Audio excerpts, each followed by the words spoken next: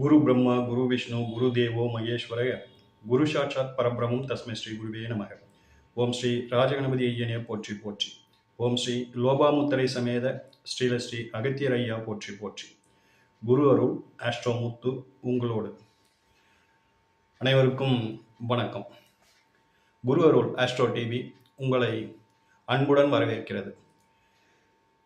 இன்றைய பதிவில் இரண்டாம் பாவகம் வாக்குஸ்தானம், வாக்கும் பேச்சும் அப்படிங்கிற தலைப்பில் தான் இன்றைய பதிவில் பார்க்க இருக்கின்றோம்.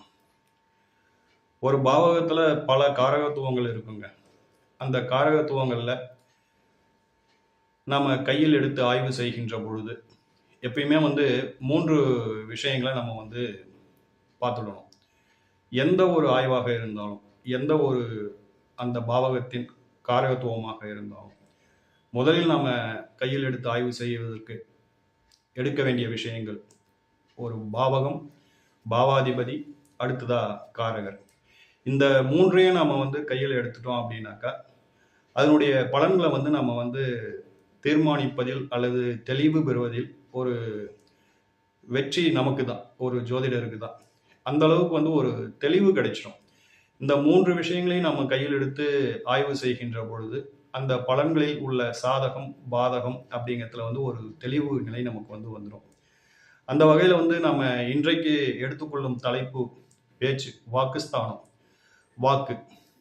இந்த வாக்கு ஒருத்தருக்கு சாதகமாக இருக்குமா பாதகமாக இருக்குமா, அவர் பேசுறதுல அதிக விருப்பம் உள்ளவரா, அதாவது ஒரு சிலர்லாம் பார்த்தோம்னா பேசிக்கிட்டே இருப்பாங்க, ரொம்ப பேசுவாங்க, அவங்களுக்கு பேசாமல் இருக்கவே முடியாது. அந்த மாதிரி பேச்சில் அதிக விருப்பம் உள்ள நபர்களா, அல்லது மற்றவங்களை பேசுறத மதிக்காம அவங்க பேச்சுக்கு செவி சாய்க்காம அவங்க மட்டுமே பேசிட்டு இருக்கிற ஒரு சில அன்பர்களும் இருப்பாங்க.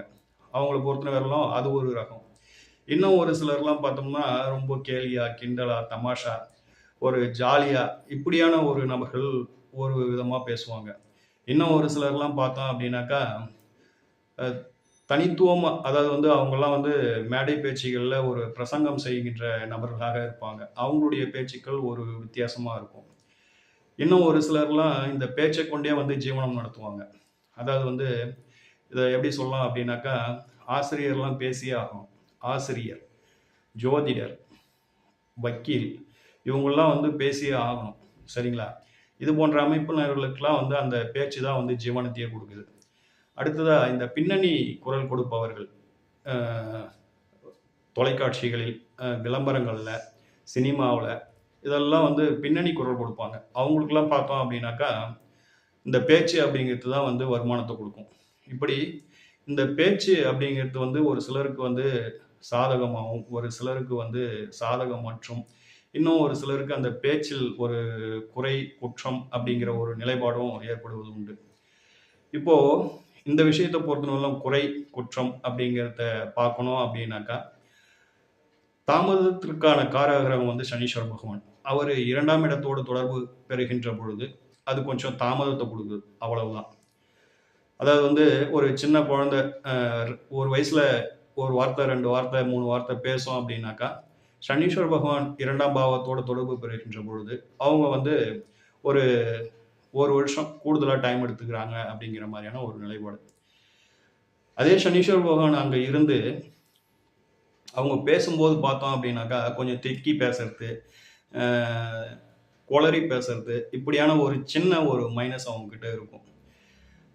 அதே சனீஸ்வர பகவான் அங்கே இருந்தாலும் ஒரு குரு பகவானின் தொடர்பு அப்படிங்கிறது அங்கே வந்துடுச்சுன்னு வச்சுக்கிங்க, அது வேற லெவலில் அவங்கள கொண்டு போய் விட்டுடும். அதாவது அவங்களுடைய பேச்சுக்கு பல பெரிய மனிதர்கள் கூட காத்திருப்பாங்க. ஒரு வார்த்தை நம்மளை பார்த்து நல்லாருன்னு சொல்லிட மாட்டாரா அப்படின்லாம் தவம் கிடக்கிறவங்கலாம் இருப்பாங்க. அதற்கு ஒரு உதாரணமாக நம்ம ஸ்ரீ காஞ்சி மகா பெரியவர் ஐயா அவர்களின் ஜாதகத்தில் இந்த அமைப்பு இருக்கும். உங்களுக்கு கிடைச்சதுன்னா ஐயாவின் ஜாதகத்தை நீங்கள் ஆய்வு செய்து பாருங்கள். சரிங்களா?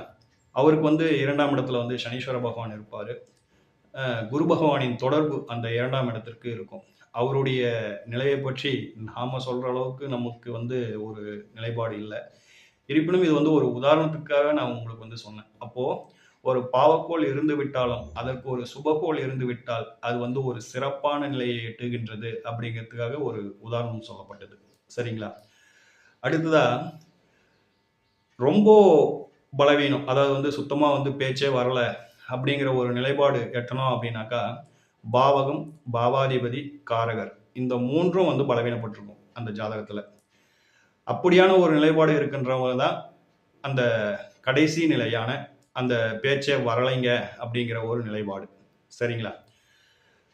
இப்படி அந்த ஒரு பலாபலனை நாம் ஆய்வு செய்கின்ற போது நாம் எதற்காக சிந்திக்கின்றோமோ அந்த சிந்தனைக்கான அந்த ஆய்வுக்கான பாவகம், காரகம், பாவாதிபதி இந்த மூன்றையும் கையில் எடுத்து ஆய்வு செய்வது சிறப்பு அப்படிங்கிறது நம்மளுடைய பரிந்துரை. சரிங்களா?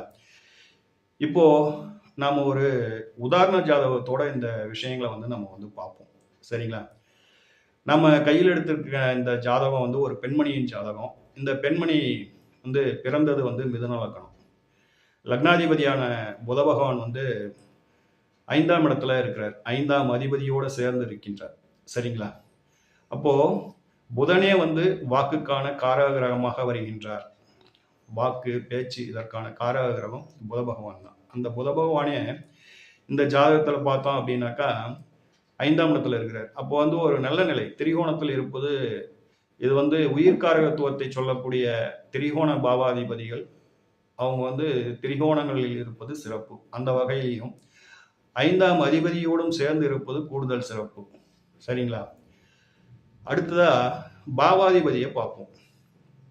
பாவாதிபதி அப்படிங்கும் பொழுது மிதுன லக்னத்துக்கு 2ஆம் அதிபதி சந்திர பகவான். அந்த சந்திர பகவானை பார்த்தோம் அப்படின்னாக்கா 8ஆம் இடத்துல இருக்கிறார். ஆஹா, 8ஆம் இடத்துல இருக்கிறாரு, தப்பாச்சே அப்படின்னு சிந்திக்காதீங்க.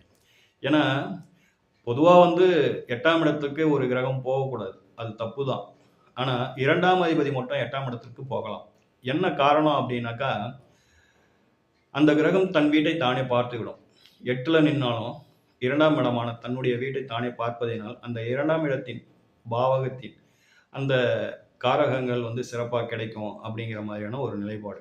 சரிங்களா? இந்த ஜாதகத்தை பொறுத்தவரையிலும் அந்த நிலை கூடுதல் சிறப்பு. அடுத்ததா சுபகிரகமான தன காரகரான குரு பகவான் வந்து இந்த ஜாதகத்துல வந்து 2ஆம் இடத்துல வீற்று இருப்பார். அதுவும் உச்சம் பெற்ற நிலையில இருப்பார்.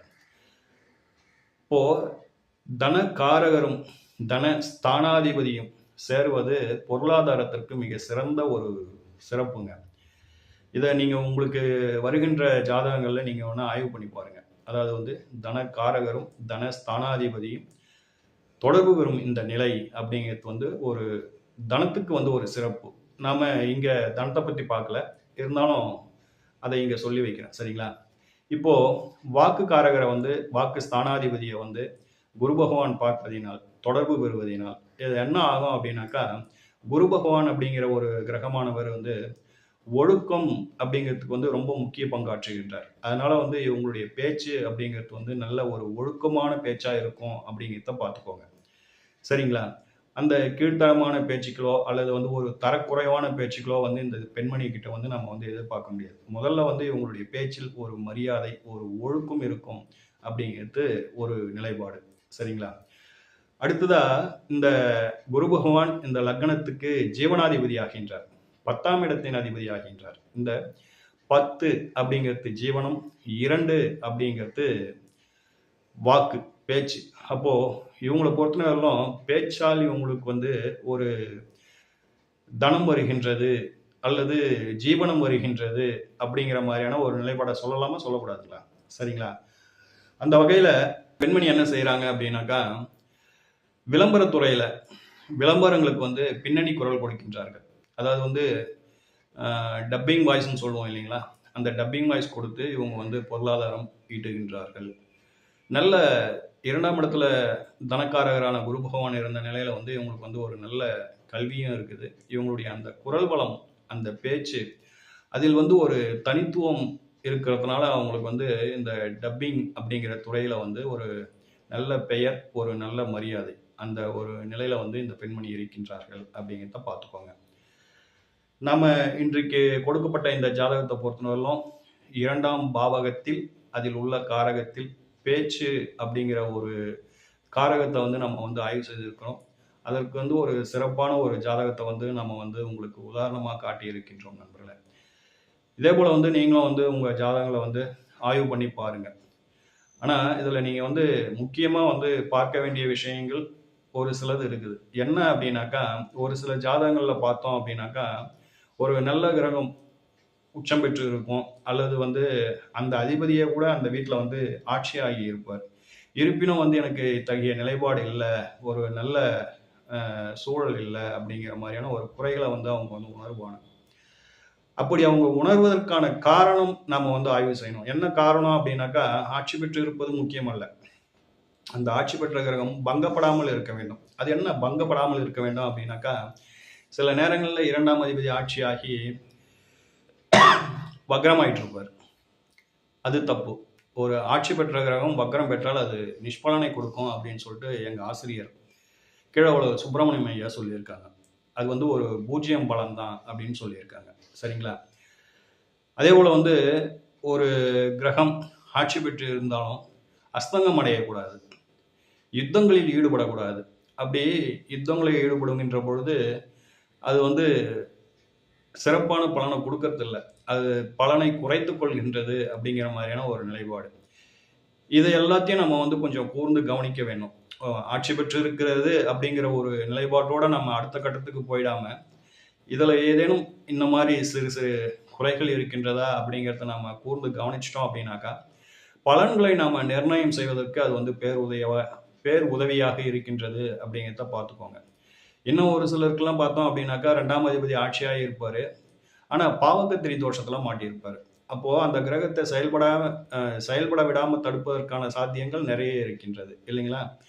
அப்போது ஆட்சியாகி இருந்தும் அதற்கான பலன்களை வந்து ஜாதகரால் முழுமையாக வந்து அனுபவிக்க முடியாது. இன்னும் ஒரு சிலருக்குலாம் 2ஆம் அதிபதி நல்ல நிலையில தான் இருப்பார், ஆனால் அதற்கு 8ஆம் இடத்துல வந்து அந்த 2ஆம் இடத்திற்கு 8ஆம் இடத்துல வந்து ஒரு பாவக்கோள் நின்றுடும். அப்படி நிற்பதும் வந்து சிறப்பல்ல. ஒரு லக்னத்திற்கு எப்படி 8ஆம் இடத்துல ஒரு பாவக்கோள்கள் நின்றால் அந்த ஜாதகம் சிறப்பில்லாமல் போய்விடுகிறதோ, அதே போல தான் எந்த ஒரு கிரகம் அதற்கு 8ஆம் இடத்தில் ஒரு பாவக்கோள் இருப்பது அந்த கிரகத்தை வந்து செயல்பட விடுவதில்லை அப்படிங்கிறத நீங்கள் வந்து பார்த்துக்கோங்க. அதனால வந்து அந்த கிரகத்தின் பலாபலன்களில் கொஞ்சம் ஒரு சிறப்பான பலன்களை கிடைப்பதில்லை அப்படிங்கிற மாதிரியான ஒரு நிலைப்பாடு. இதையும் நீங்கள் வந்து வருகின்ற உங்கள் ஜாதகங்களில் அல்லது உங்களுடைய ஜாதகங்களில் நீங்கள் வந்து ஆய்வு பண்ணி பாருங்கள். சரிங்களா? ஸோ இன்றைய பதிவில் பொறுத்தவரையிலும் 2ஆம் பாவகத்தில் ஒரே ஒரு காரகத்தை மட்டும் நம்ம வந்து ஆய்வுக்கு உதாரணத்துக்கு நம்ம வந்து கொடுத்துருக்கின்றோம். சரிங்களா? சரி நண்பர்களே, இன்ற பதிவு வந்து உங்களுக்கு வந்து நிச்சயம் வந்து ஒரு பயனுள்ள பதிவாக இருந்திருக்கும் அப்படின்னு சொல்லிட்டு நம்புகின்றோம். ஓம் ஸ்ரீ ராஜகணபதி ஐயா அவர்களின் அருளோடும், ஓம் ஸ்ரீ லோபாமுத்திரை சமேத ஸ்ரீ அகத்தியர் ஐயா அவர்களின் ஆசியோடும் அனைவருக்கும் வாழ்வில் நலமும் வளமும் கிடைக்கப்பெற்று ஆனந்தமும் மகிழ்ச்சியும் என்றென்றும் நிலைத்திருக்கட்டும். வாழ்க வளமுடன், வாழ்க பல்லாண்டு. நன்றிகள், வணக்கம்.